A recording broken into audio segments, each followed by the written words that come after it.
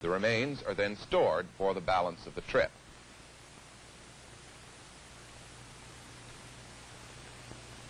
Here the astronaut is opening a packet of bite-sized items.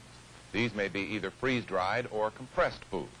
Each item is thoroughly ground-tested in these mission simulators before being allowed to go on an actual mission. Under these situations, technicians can determine packaging faults, convenience in handling, stowage problems, compatibility with other systems, and general reliability before the item is sent into space. Present technology of space feeding is well enough developed for missions of even a month's duration.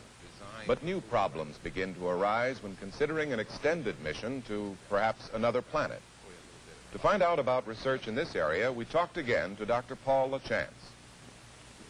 For extended missions, the critical factors are space, weight, and power.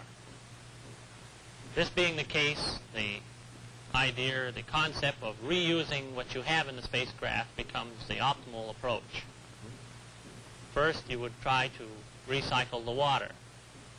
Then probably the oxygen by, for instance, recovering the CO2 and extracting the oxygen from it.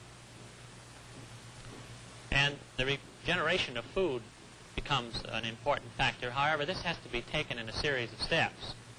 Probably the first approach would be to compress foods, which we are now doing, and therefore reduce the volume for storage. Then we would try to introduce items such as these prototype foods here, the nutrient-defined diet. This would be diet with just the essential ingredients keyed to the man's requirement. You'd leave out the fibers and other things in food that you can't digest anyway? Right, correct. And we would make it available as a powder to be reconstituted and made into a liquid to drink, or it would be the identical ingredients in form of a candy or even a cookie. From that step, you could introduce into this synthetic compounds, synthesized essential amino acids, for instance, or even foreign compounds, such as some products, byproducts of the petroleum industry.